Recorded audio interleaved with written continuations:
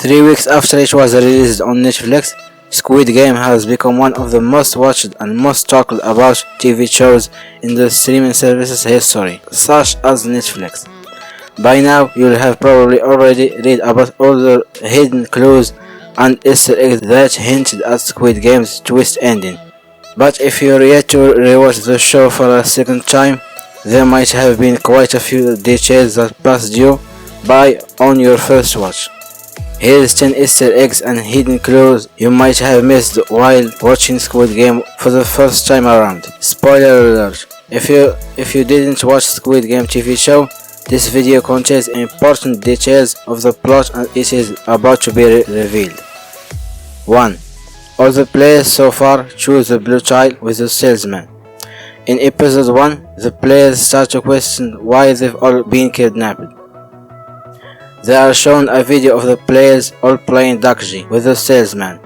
In the footage shown on screen, we see that they all chose the blue child at the start of the game. We're not shown anyone choosing a red child. 2. The games are hidden on the walls in the dorm room. As early as episode 4, you can see illustrations on the walls behind the beds, but you will have to be paying very close attention to the background. Once Gi-hun, Sang-woo and Sae-byuk make it to the final 3 in episode 8 after completing the glass stepping stones game, the drawings on the wall are as clear as day. 3. All the deaths are low-key foreshadowing in episode 2.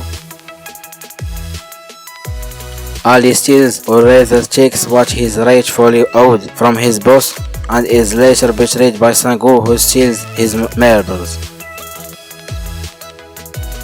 Deok-soo jumps off a bridge to avoid being killed by gang members and later dies after falling off the glass bridge. Sae-byuk threatens to slash a man's throat and is later killed by Sang-woo, who, you guessed it, slashes her throat. Sang-woo tries to take his own life and later kills himself in order for Gi-hun to win the game and the money. 4. Gi-hun's mother death foreshadowed in episode 2. While Gi-hun doesn't die in Squid Game, he carelessly swears on his own mother's life while tricking Sae-byuk to trust him. In the end, that catches up with him as he arrives home from the games and finds his mother dead at home. 5. Player 001 details are missing from the 2020 players file.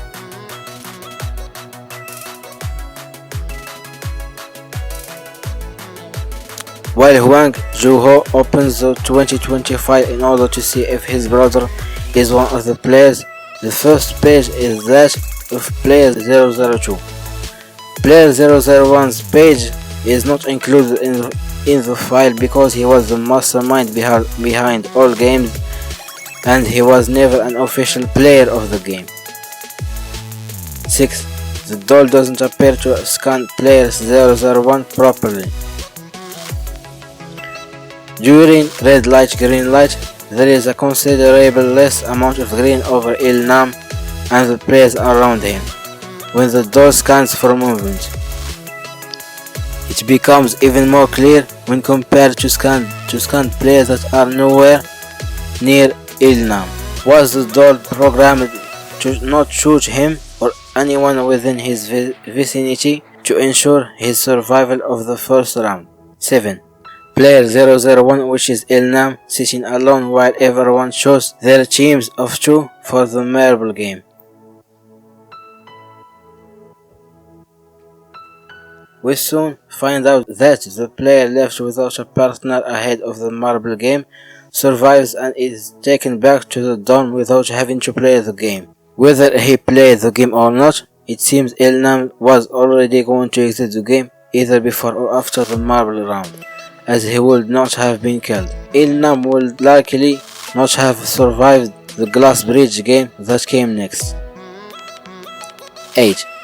Player 001 name revealed who he actually is. Ilnam's name can be translated to first man. Il can mean one, while Nam means male or man. Il name is Player 001, and he was also the original founder and creator and the mastermind behind all games. 9. The number 456 followed Gi-hong before he even joined the game. If you don't speak Korean, you will have to put the English subtitles on for this one. In episode 1, Gi-hong beats on the horses and win. He's winning 4.56 million won. And also, the final prize of the game is, you guessed it, 45.6 billion. 10. Tsai Byok's accent changed slightly depending on who she is talking to. A small yet important detail that you may have missed if you watched a dubbed version of the show, opposed to the original Korean, is that Tsai Byok switches accents depending on who she is talking to. While talking to the other players, she speaks with a standard South Korean accent, but when she is comforting her younger brother, she returns to her true North Korean accent.